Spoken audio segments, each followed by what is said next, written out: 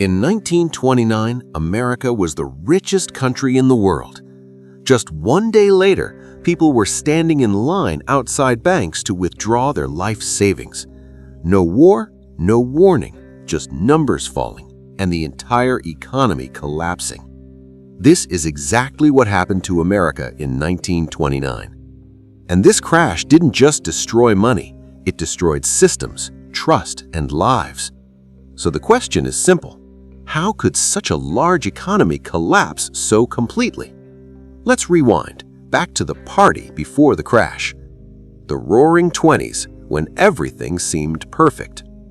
1920s America was taking a victory lap. World War I was over, factories were free, and instead of tanks, they were making toasters, fridges, and cars. Henry Ford introduced the assembly line. What used to take 12 hours now took 90 minutes. Cars became affordable, production exploded. Steel, oil, rubber, all industries were booming. The economy wasn't just growing, it was at full throttle. And people thought, recession will never happen again. Spoiler alert, when people start saying that, that's exactly when the problem begins. Technology plus confidence equals overconfidence. The iPhone of the 1920s was the radio. By 1929, 10 million American homes had one. People listened to music, followed the news, and bought things based on the ads they saw. The problem wasn't that people were buying things. The problem was that they were buying things they couldn't afford.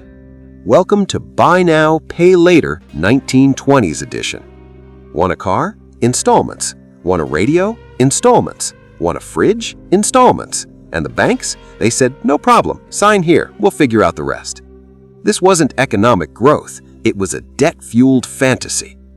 Stock market, where logic took a vacation. Now let's get to the real problem, Wall Street.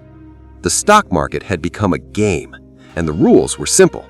Want to buy $100 of stock? Put down $10, borrow the remaining $90. This was called margin trading. If the stock went up, you were a hero. If it went down, you were bankrupt. At the time, people believed stocks only go up. This idea became so common that barbers were giving stock tips, shoeshine boys were giving investment advice. When everyone becomes an investor, you know a bubble has formed. Between 1924 and 1929, the Dow Jones quadrupled. Profits? Meh. Reality? Ignored. Vibes? Perfect. Fake companies? Real greed. Companies got creative too. Holding companies were created, owning other holding companies that produced absolutely nothing. Their value existed only on paper, and people treated that paper as the future. Some voices warned people. One economist in 1929 said, "The crash is coming." The market's response? Buy more stock. Classic human behavior. Black Tuesday, when the dream broke. October 29, 1929, the stock market crashed. Numbers fell. Phones rang endlessly. People screamed. In just one day, $14 billion was wiped out. Adjusted for today, that's over $200 billion. This wasn't just money. It was savings, homes, futures. America woke up rich and went to bed broke. Domino effect. When one thing falls, everything falls. After the crash, brokers said, pay back your loans. People had no money. Banks couldn't recover their loans, so the banks failed. And when banks fail, people ran. Bank runs started. People tried to withdraw their life savings, but the vaults were empty. Families were wiped out. Trust disappeared. And America didn't fall alone. The U.S. demanded loans back from Europe. Germany, Britain, all shook. Global trade fell 50%. The Depression, when the darkness began.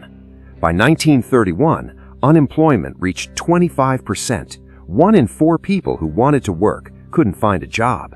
Factories closed. Bread lines were long. Children fainted from hunger. Suicide rates rose. Talking about the future became a luxury. Then came the Dust Bowl. Poor farming practices plus drought equaled disaster. Entire towns emptied. People fled west, California or bust. For most, it was just bust.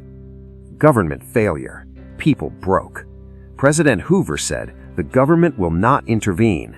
People listened, and his name became a symbol of misery. Hoovervilles, Hoover blankets, empty pockets equal Hoover flags. Then, in 1932, World War I veterans protested. The Army used tear gas on them. That day, America realized the system wasn't working for the people. FDR, when direction arrived. In 1933, Franklin Delano Roosevelt took office.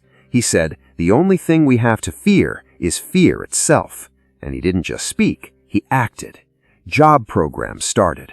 Roads, bridges, dams were built. Banks were regulated. The FDIC protected savings. The SEC created rules for the stock market. Social Security sent one message: you are not alone. Slowly, the economy began to breathe again.